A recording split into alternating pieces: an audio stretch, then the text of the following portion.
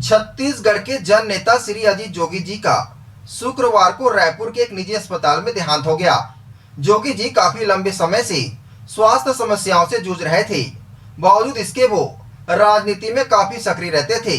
लगातार विधानसभा में गरीब मजदूर व किसानों की आवाज उठाते थे।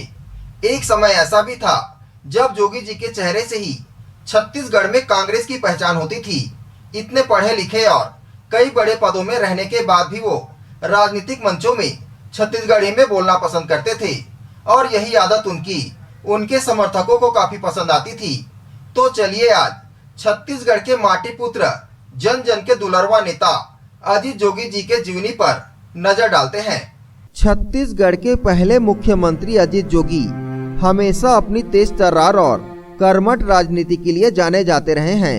मुख्यमंत्री बनने के बाद प्रदेश के विकास के लिए रोड मैप तैयार करना हो या 2004 में भीषण सड़क हादसे से उबरकर अपनी राजनीतिक पारी को जारी रखना, ये उनकी कर्मठता को ही दिखाता है। जनता कांग्रेस छत्तीसगढ़ जोगी पार्टी के संस्थापक और लगभग 30 सालों तक कांग्रेसी रहे जोगी का 74 वर्ष की उम्र में शुक्रवार 29 मई को निधन हो गया। अजीत जोगी का जन्म 29 अप्रैल 1946 में प्रदेश के नवीनतम जिले गौरेला पेंड्रा मारवाही में एक साधारण आदिवासी परिवार में हुआ था।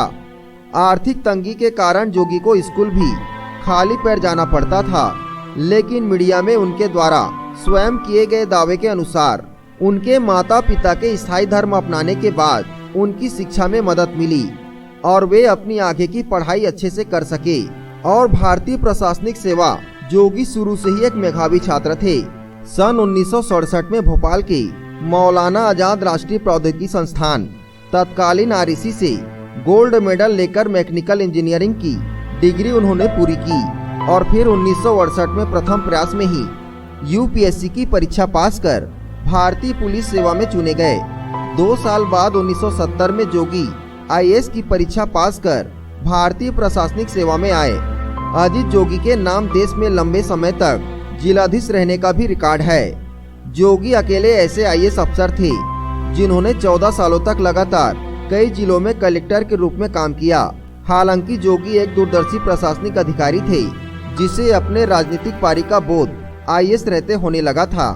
जोगी के पारिवारिक मित्र रहे पूर्व प्रोफेसर सीपी कटियार के पुत्र सुधीर कटियार कहते हैं, जोगी जब 1978 में रायपुर के कलेक्टर थे तब रविशंकर यूनिवर्सिटी के छात्र किसी मुद्दे पर एक बड़ा आंदोलन कर रहे थे, लेकिन उनके साथ कृषि विश्वविद्यालय, चिकित्सा महाविद्यालय और रायपुर इंजीनियरिंग कॉलेज के छात्रों के साथ न आने से आंदोलन फैल होता दिख रहा था। इसके बाद जोगी की कलेक्टर रहते हुए मीटिंग जब छात्रों से हुई तब प्रदेश में पहली बार ऐसा हुआ कि तीनों कॉलेजों ने भी आंदोलनरत छात्रों को अपना समर्थन दे दिया और फिर प्रदेश सरकार और यूनिवर्सिटी प्रशासन को छात्रों की मांगे माननी पड़ी। जोगी के करीबी रहे धर्मजीत सिंह बताते हैं, नौकरशाह के रूप में कलेक्टर और उससे पहले एडिशनल एसपी रहे जोगी एक बेहद कुशल प्रशासक रहे हैं। जहां भी रहे उन्हें उनकी कुशलता के लिए जाना गया। प्रशासनिक अधिकारी हमेशा उनकी कार्यशैली का अनुसरण करना चाहते हैं। बतौर जिलाधीश लंबे समय तक कार्यरत जोगी तत्कालीन मध्य प्रदेश में कई दिग्गज नेताओं के नजदीक आए और इनमें से एक थे प्रदेश के पूर्व मुख्यमंत्री और कभी भारतीय राजनीति के चाणक्य कहे जाने वाले अर्जुन सिंह। जोगी और सिंह का मध्य प्रदेश की राजनीति में नजदीक आना दोनों की आवश्यकताओं के अनुरूप था। इसकी शुरुआत उस समय हुई जब अजीत जोगी सीधी के कलेक्टर थे, जो अर्जुन सिंह का गृह जिला था। अर्जुन सिंह को यदि मध्य प्रदेश में उनके धूर राजनीतिक प्रतिद्वंदी विद्याचरण और श्यामाचरण शुक्ल बंधुओं के खिलाफ छत्तीसगढ़ क्षेत्र से एक मजबूत हाथ चाहिए था, तो वहीं जोगी ने भी प्रदेश में उनके राजनीतिक वर्चस्व और कुशलता को देखते हुए उन्हें अपना गुरु बनाना गलत नहीं समझा। एक तरफ जोगी प्रशासनिक सेवा में रहते हुए अर्जुन सिंह से राजनीतिक दांवपेच समझते रहे, तो दूसरी तरफ उनकी कांग्रेस पार्टी के हाईकमान गांधी परिवार के साथ भी नजदीकी बढ़ती चली गई। बतौर जोगी जब वे इंदौर के कलेक्टर थे तब एक रात उन्हें तत्कालीन प्रधानमंत्री राजीव गांधी के कार्यालय से फोन आया कि वे प्रशासनिक सेवा से इस्तीफा देकर कांग्रेस में शामिल हो जाएं और उन्हें इसका निर्णय लेने के लिए 2.5 घंटे का समय दिया गया था। परिणाम स्वरूप जोगी ने सरकारी सेवा से इस्तीफा दिया और उसी मध्य रात्रि को तत्कालीन प्रदेश कांग्रेस अध्यक्ष दिग्विजय सिंह के साथ इंदौर से भोपाल जाकर पार्टी की सदस्यता ग्रहण कर ली। उस समय मध्य प्रदेश के मुख्यमंत्री अर्जुन सिंह थे। पार्टी में औपचारिक रूप से शामिल होने के बाद जोगी को राज्यसभा सदस्य बनाया गया और वे 1986 से 1998 तक लगातार राज्यसभा सदस्य रहे। 1998 में जोगी रायगढ़ के पहली बार लोकसभा सांसद चुने गए, लेकिन 1999 के मध्यवर्ती लोकसभा चुनाव में जोगी शहडोल जिले से हार गए। इसके बाद 1998 से 2000 के बीच जोगी कांग्रेस के प्रवक्ता भी रहे। छत्तीसगढ़ के अलग राज्य बनने के बाद कांग्रेस हाईकमान द्वारा उन्हें प्रदेश की अंतरिम सरकार का नेतृत्व संभालने का जिम्मा सौंपा गया। जोगी को प्रदेश कांग्रेस में अर्जुन सिंह कैंप से नजदीकी और गांधी परिवार के करीबी होने के कारण श्यामाचरण शुक्ला, विद्याचरण शुक्ला और मोतीलाल वोरा की दावेदारी को कमजोर करने में कामयाबी मिली। मध्य प्रदेश से अलग होने के बाद भी ज्यादातर विधायक अर्जुन और दिग्विजय कैंप के समर्थक थे और ऐसे वक्त में जोगी का उनका समर्थन मिला। जोगी 2020 से 2003 के बीच राज्य के पहले मुख्यमंत्री रहे। सुधीर कटियार कहते हैं, चाहे नए रायपुर की अवधारणा हो या प्रदेश में बेसिक इंफ्रास्ट्रक्चर की सुविधाओं का विकास, जोगी सभी विषयों में पूरी पकड़ रखते थे। वो बताते हैं कि मैं इस बात का साक्षी हूँ कि प्रदेश का पहला मुख्यमंत्री बनने के बाद जब राज्य में एक नए क्रिकेट स्टेडियम के निर्माण की बात चली, तब जोगी जी ने भारत में सबसे सुंदर माने जाने वाले मोहाली क्रिकेट स्टेडियम के आर्किटेक्ट को बुलवाया और उनसे आग्रह किया कि रायपुर में उनसे भी खूबसूरत और 1.5 गुना ज्यादा बड़े स्टेडियम बनाने की कवायद शुरू की जाए।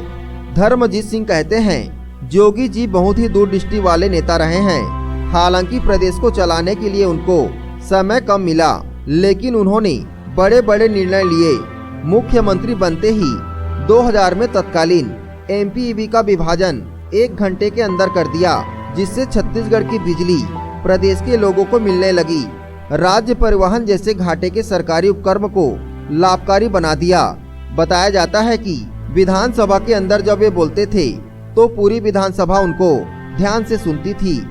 जोगी की नई पार्टी जेसीसीजे का गठन 2016 में कांग्रेस से अलग होकर उन्होंने जनता कांग्रेस छत्तीसगढ़ जोगी जेसीसीजे के नाम से एक नया राजनीतिक संगठन बनाया। उस समय प्रदेश में राजनीतिक विश्लेषकों और जानकारों द्वारा यह माने जाने लगा था कि जेसीसीजे कांग्रेस और भाजपा के एकाधिकार पर विराम लगने का काम कर सकती है। 2016 में जेसीसीजे के गठन के बाद जोगी की पार्टी के लिए 2018 का विधानसभा चुनाव एक बड़ी परीक्षा के रूप में सामने आया। इस चुनाव में जोगी और मायावती ने जेसीसीजे और बहुजन समाज पार्टी के बीच गठबंधन कर सबको चौंका दिया और बड़े बड़े चुनावी समीकरणों में अपना नाम दर्ज कराने में सफल रहे। माना जा रहा था कि यह गठबंधन छत्तीसगढ़ में कुछ उलटफेर करेगा, लेकिन जेसीसीजे का प्रदर्शन 5 सीट हासिल कर फ्लॉप शो बनकर रह गया। इन 5 में से जोगी खुद मारवाही सीट से और कोटा विधानसभा क्षेत्र से उनकी पत्नी रेणु जोगी विधायक हैं।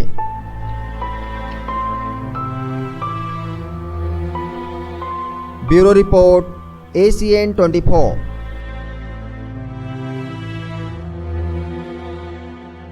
ACN 24 नमस्कार।